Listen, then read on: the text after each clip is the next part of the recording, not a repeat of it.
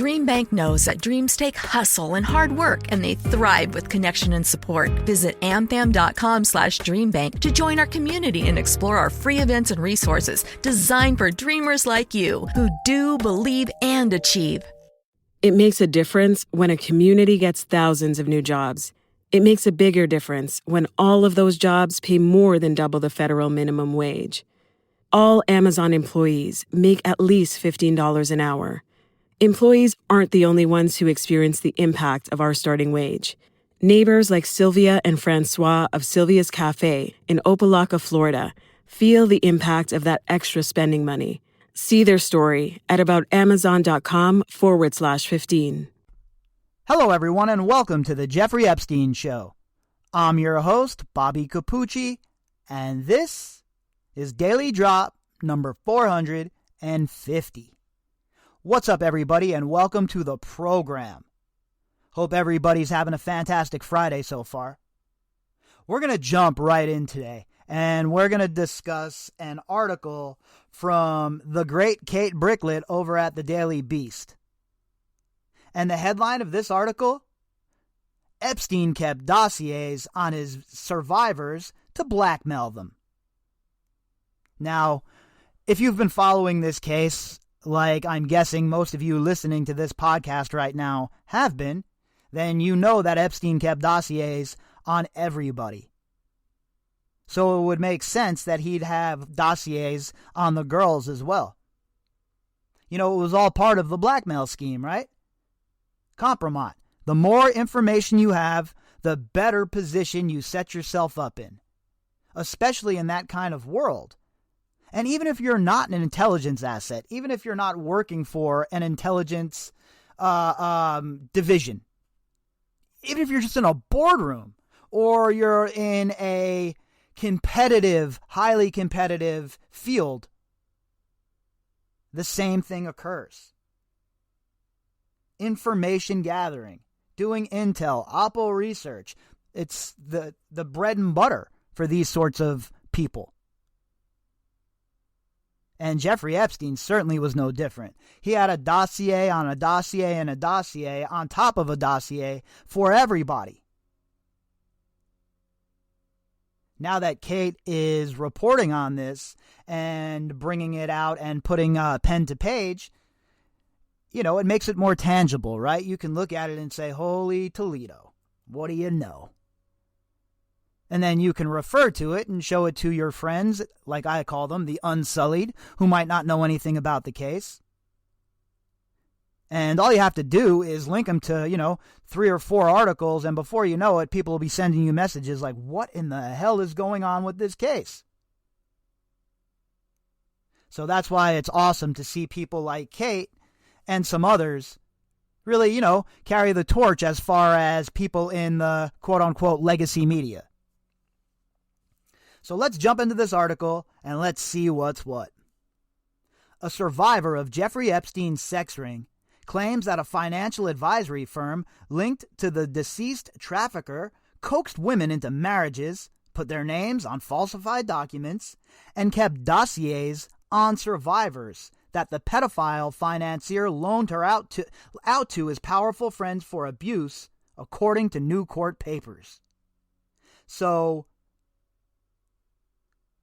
Indike, Khan, the financial advisory firm, HBRK, to be exact, was involved in all of this, according to several different survivors.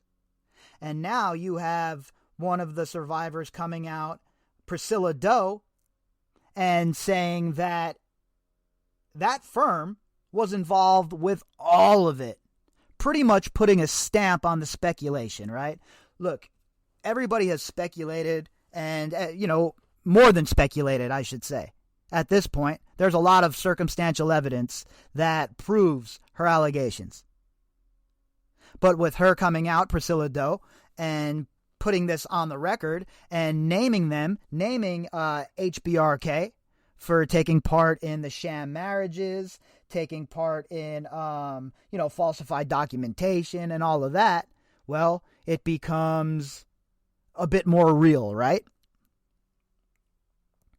Priscilla Doe, a New York ballet dancer who says Epstein abused her from 2006 to 2012, spells out more disturbing accusations against a wealthy sex offender and a mysterious corporate entity known as HBRK Associates Incorporated. The firm was once registered to Richard Kahn, Epstein's longtime accountant and co-executor of his roughly $210 million estate. So, Indike and Kahn were basically connected to Epstein at the hip. We all know that. We know that Indike was there from the jump. He was the house lawyer. Epstein's generic version of Tom Hagen. You know, the guy that's around to offer advice, fix things, bring some money out, pay off people who need to be paid off, and, go to the ATM and the bank and get involved in structured withdrawals as well. Because, he's so bright and all. But that's who HBRK was. Indike and Kahn, the money manager and the lawyer. It's nice to see Kahn get some shine finally, right? This guy very rarely, no one ever talks about Kahn. Very rare. We hear a lot about Indike. Well, not a lot, but, when we talk about the executors, we hear a lot about Indike. But Kahn is a crucial part of this as well. He was the money man. You mean to tell me the accountant had no idea what was going on with the shadowy transactions? The accountant had no idea what was going on with the offshore garbage accounts? Yeah, he had no idea, huh? He had no idea about the bags of money being given behind the scenes to people in academia. He had no idea. The accountant. Okay, all right. And again, furthermore, why would Jeffrey Epstein, the guy that is so smart that Leon Black goes to him for advice, why would he need to pay an accountant? Can't he just do all of that himself? He's so smart, right? He's just such a talented guy. Isn't that what Vanity Fair called him back in the day? The talented Mr. Epstein? So what did he need an accountant for? According to an amended complaint filed last week, Epstein coerced the ballerina into giving his powerful friends massages, and at least one of these friends informed her that he had Epstein's permission to do what he wanted to her. So, I wonder who this friend is. I mean, take your pick at this point, right? You can put a whole bunch of these dudes up on a dartboard, all their pictures, and throw a dart blindly and hit one of them and probably not be far off the mark. If not abusing this girl, then somebody else. I mean, just take a look at how the information's all trickling out, folks. Comes out that Leon Black is not only an enabler, he has his own accusations against him. Bill Gates, another guy, played coy, make pretend, I don't know who Epstein is, I only met him once. Meanwhile, behind the scenes, his own wife is admonishing him for hanging out with Epstein. Bill Gates thinks he's Casanova around the office, running around trying to hook up with girls at the office, so much so that it was a not hidden secret. He would go and change cars, leave the car that he came to work in, his security detail would pull up in another vehicle, I believe it was like a brown Porsche or some nonsense, and he'd get in that and go out for his little trysts. Fellow travelers, at the very least, all of these people. And the fact that Epstein was able to even think for a minute that he had the power to tell one of his scumbag friends that they can abuse one of these girls at will, it just boggles the mind. Where's the outrage? Everybody who's been mentioned in this shit in court documents should be hounded by the media. And I just mean in the court documents, right? Because remember, gotta have evidence here. You can't just, willy-nilly throw claims off the old wall when we're talking about stuff like this. We're not talking about trying to, make somebody look bad in an election or something here. We're talking about calling somebody a child abuser. So you got to be real careful how you sling that one.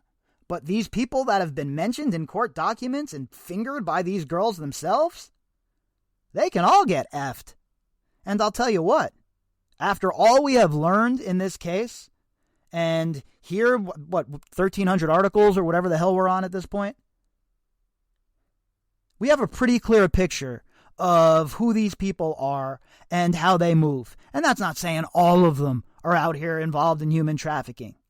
But if you look at all of these hedge fund managers and all of these billionaire Wall Street clowns, and you look into their past, just a quick look, all of them have had run-ins with commissions, with regulatory boards, or with courts. None of these people are playing fair, folks, okay? Every one of them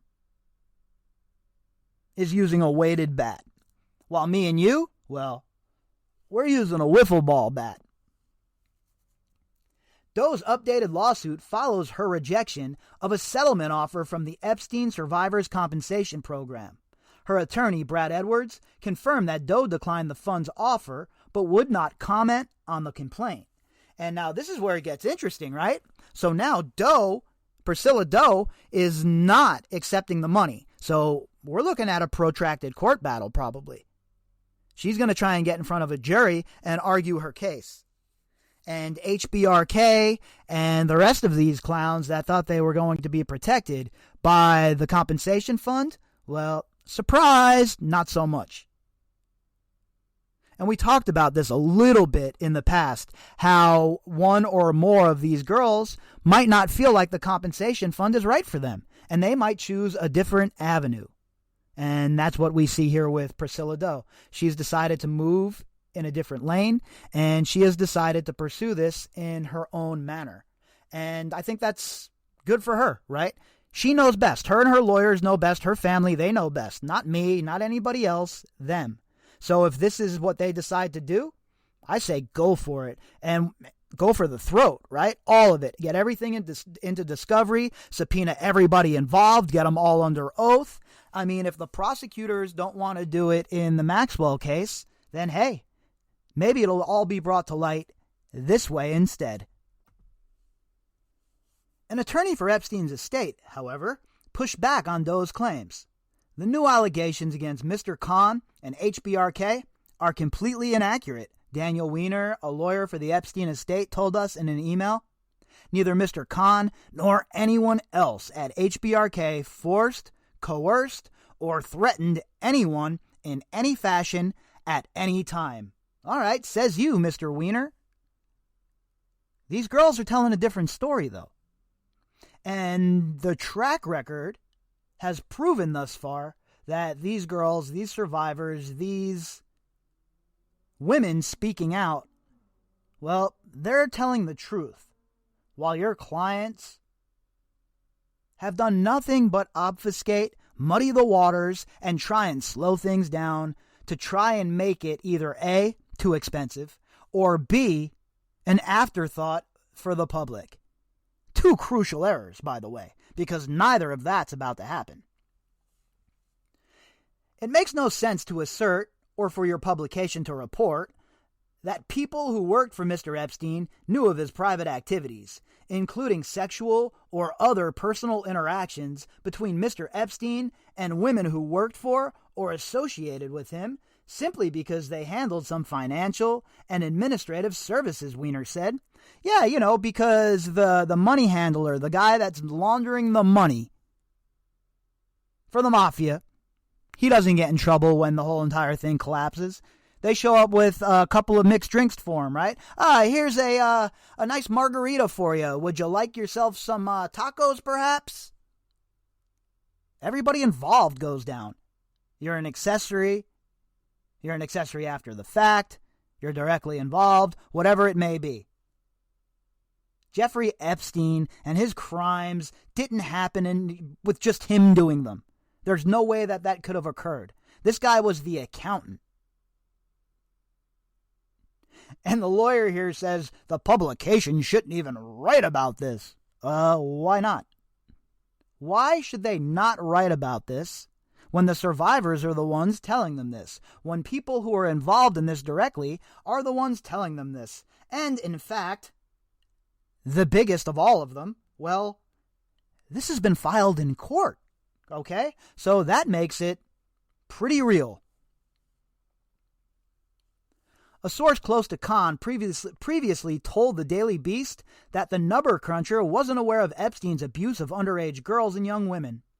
Richard worked out of the office. Did Epstein appear at those offices? Yes. Did Richard see any of the activities that were the focus of press attention? No, the person said. Oh, okay, I'm sure. I'm sure that all of these years he was hanging around with Epstein and saw nothing, heard nothing, there were no rumors, never wondered about the young girls, never wondered about the massages, never wondered about any of that. Mr. Smart Guy Kahn. Okay, I guess if that's what he wants us to believe, folks. That's his story, I guess. If you show up to court with that story, you're going to be in for a long day, buddy. So that might work with the media, as you try to evade, duck, and dodge. But you better hope that your day does not come where you're sitting in front of a judge being deposed under oath or under cross-examination by a fiery prosecutor in front of a jury. Because these are some serious allegations being made. And we're not talking about allegations that are being thrown out there. These filed in court, meaning that Priscilla Doe is ready to rock and roll. Mouthpiece in, gloves on, center of the cage type stuff.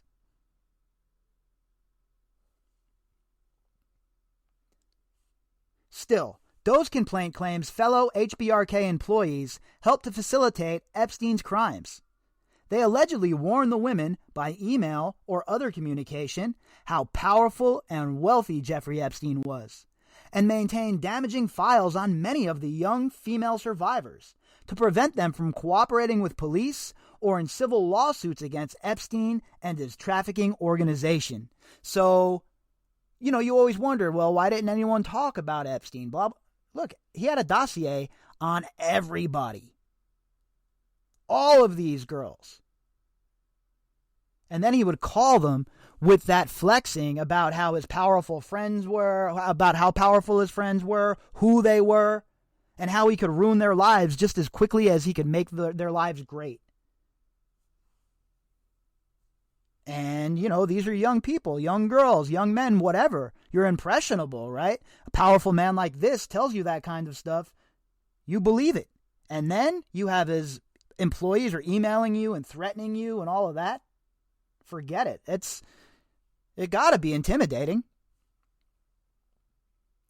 Employees of HBRK knew or should have known that Jeffrey Epstein was a serial sexual abuser of young girls, the complaint adds.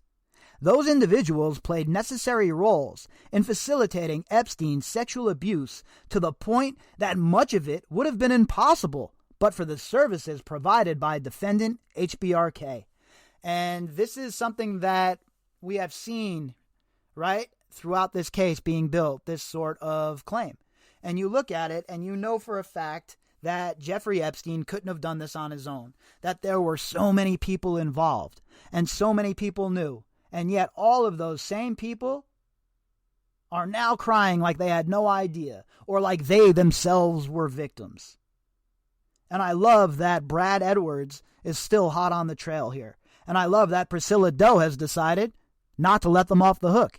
HBRK, Richard Kahn, Indike, these guys are all going to have to answer for this at some point, folks. Now, above that, the Leon Blacks of the world, I'm not very optimistic that they'll ever answer for anything. But the core four, Indike, Kahn, and Jean-Luc Brunel, oh yeah, I'm confident that all of them are going to get some comeuppance.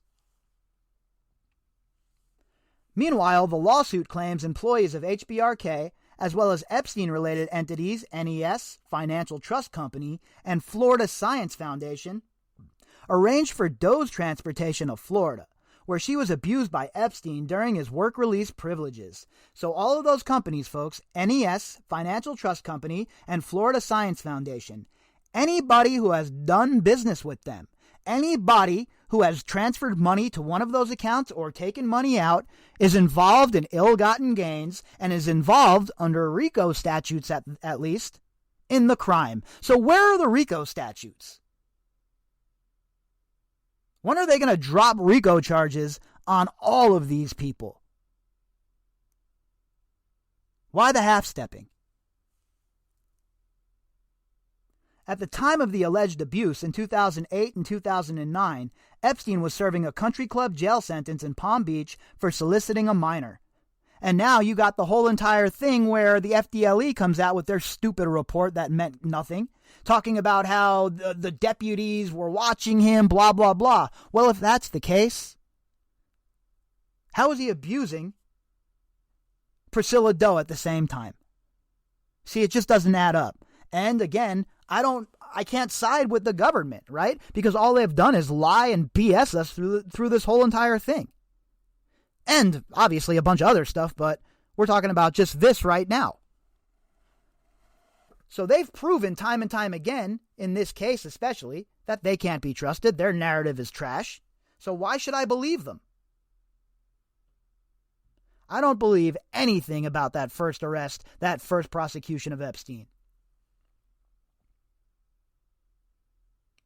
It's unclear which HBRK employees the lawsuit is referring to, but one Twitter gumshoe noted the firm's title seems to be derived from the initials of Epstein accountants Harry Beller and Richard Kahn. Both men are signatories on HBRK retirement plan documents, public records show. The most recent filing is signed by Bella Klein, which appears to be a misspelling of longtime employee Bella Klein, who on LinkedIn describes herself as a highly trustworthy, discreet, and ethical professional. Yeah, that's pretty much the Hydra there, right? Those are the people that have always been Epstein's accountants, his confidants, the people that he trusts the most when it comes to his money. So, it's not, it doesn't take a rocket scientist here, right? Or a great investigator to put it all together. HBRK employees made it impossible for these survivors to escape from the sex trafficking operation, Doe's amended lawsuit states. At times, HBRK even operated out of the apartments located at 301 East 66th Street, where Epstein persuaded a number of the survivors to reside under his control. And that was the mysterious building at 66th that we talked about. You know, the Mark Epstein building, his brother who owns all the units, who had no idea what Jeffrey Epstein was up to. Again, more BS. Another person let off the hook. You would think a legacy media that makes its bones on destroying people would be all over everybody in this case. But what are they scared of? Nice to see that Kate walks in swaggering around, not giving a damn about any of these people, letting them all have it with her pen. Brave reporting, folks. There's not enough of it.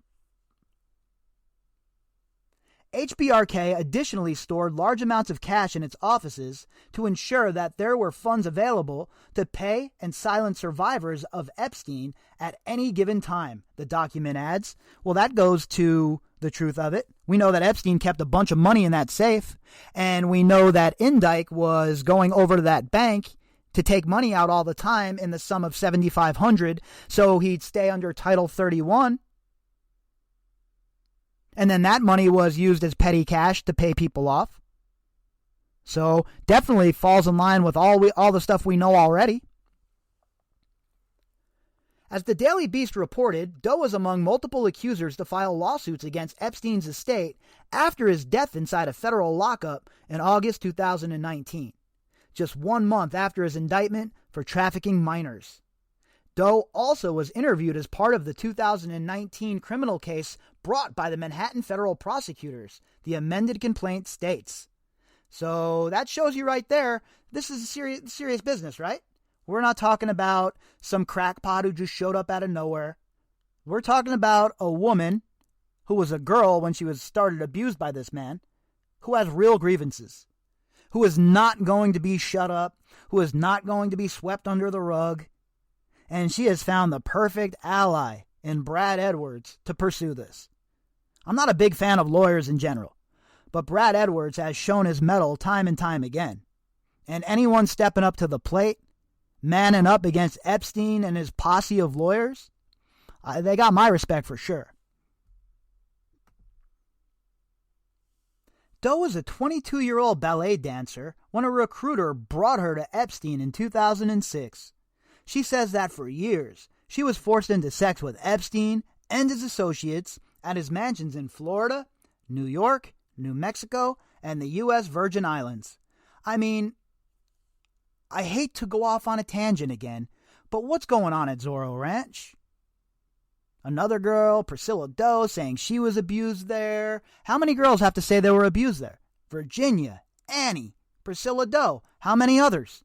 How many local girls?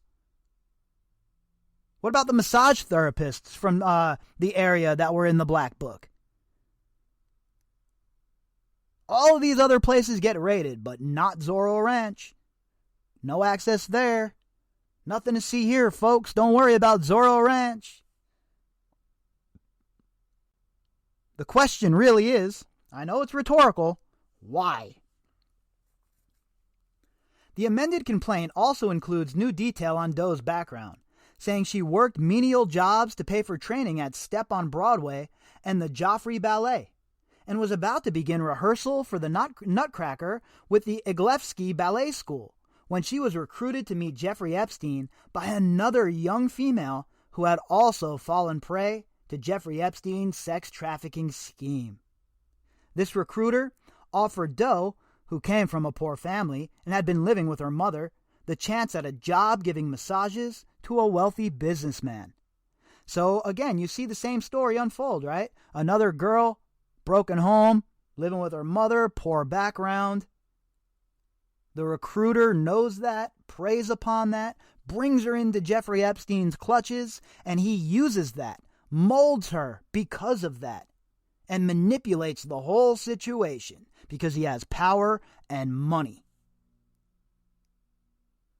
And all of the people that helped her get from point A to point B, all of those people should be held accountable for it. As previously reported, Doe traveled to Epstein's Virgin Islands compound with an entourage that included alleged accomplices, alleged child abuser, not alleged actually, this one, general, all-around scuzzbag, and bipedal serpent, Ghislaine Maxwell, and French modeling agent Jean-Luc Brunel. She claims that once they arrived, Maxwell taught her the proper way to perform fellatio and kept Doe and other survivors on call to service Epstein. So you got Ghislaine Maxwell, according to this report, showing girls how to perform oral sex, underage girls how to perform oral sex to please this disgusting, gross-ass weirdo Jeffrey Epstein. Where are the RICO charges again? Epstein controlled every aspect of her life, Doe says, and took her virginity against her will and wishes. The financier, pedophile, allegedly forced Doe to wear underwear in certain colors, remove body piercings, undergo surgery to remove moles, and have her hair cut and colored the way he wanted through one of his stylists. I wonder if that stylist had to do with Frederick Fekkai, one of the people that works there, him himself. An interesting angle. Wonder if we'll be able to figure that out. Doe also believed Epstein was monitoring her every move while she lived at the Upper East Side apartment he provided for her. When she took a trip to Montreal, Epstein immediately summoned her back to his Manhattan mansion and warned her she wasn't allowed to leave New York without his permission. So, sounds like a hell of a guy, right? Sounds like the kind of guy that you want to hang out with. Said nobody ever. And you mean to tell me he kept this all under wraps when he was hanging out with all of his buddies that knew nothing? He wasn't flexing and flaunting his power over these girls to impress them? Oh, of course he was. Stop it. That's in his DNA. He was a flaunter, a flexer, a loudmouth. And all of his nonsense, all of his BS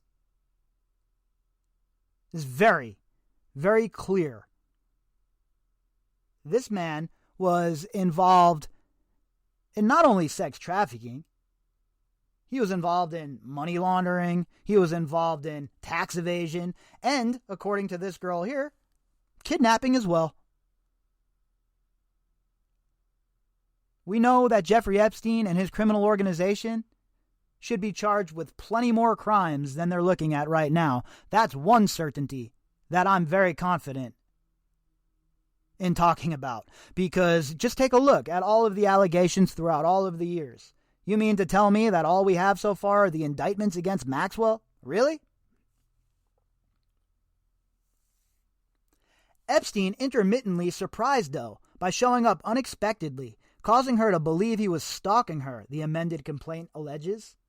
At one point, Epstein allegedly forced Doe to serve hors d'oeuvres at a private party with Epstein's actor buddy, Woody Allen.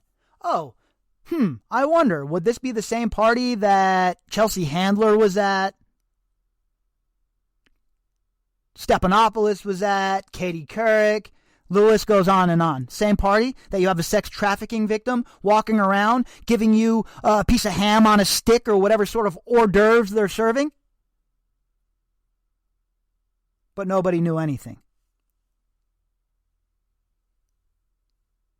This server's role was forced upon Doe in order to demean her, frighten her, and impress upon her the need for her to conceal the commercial sex trafficking enterprise he was running, the original lawsuit alleges. The amended lawsuit adds another disturbing detail. Epstein further demeaned her by directing her to sit on a movie theater floor and massage his feet during a movie. So all of these weird massages, all of these weird hangouts at Jeffrey Epstein's house that are just mundane. We were just hanging out. We were just having a massage with our underpants on. Well, it's obvious it was a lot more than that.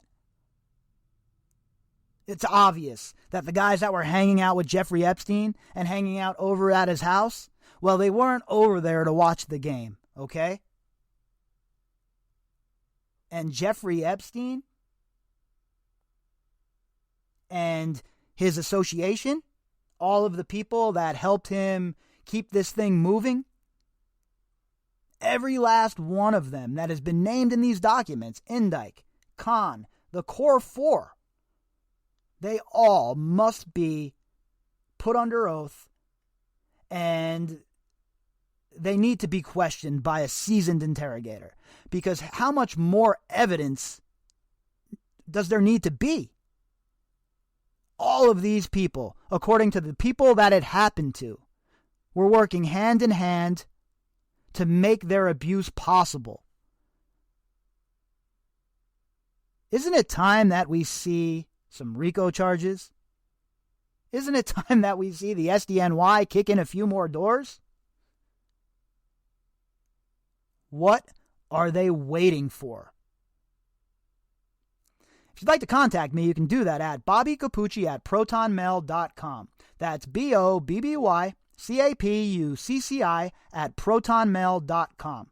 You can also find me on Twitter at BOBBY_CAPUCCI. All of the links that go with this episode can be found in the description box.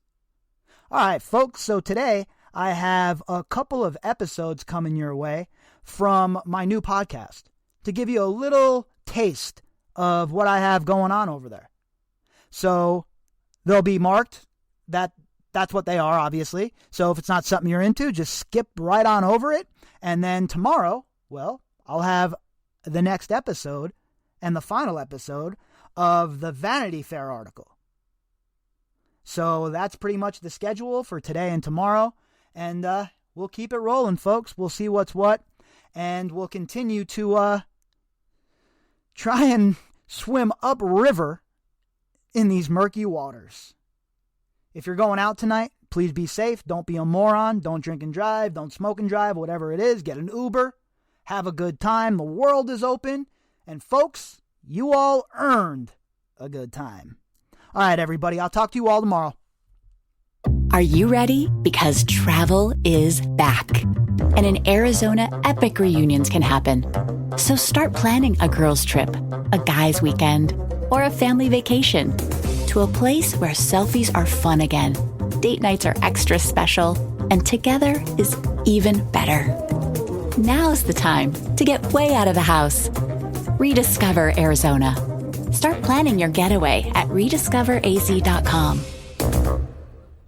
Order a bite of spicy perfection. Pick up a McDonald's Hot and Spicy McChicken. It's made with crispy chicken seasoned with a bold mix of spices and served on a warm, toasty bun. The Hot and Spicy McChicken is so spicy, so crispy, so irresistible, you may be tempted to have more than one, and that's okay. Now get 2 Hot and Spicy McChicken sandwiches for just $2. Ba-da-ba-ba-ba.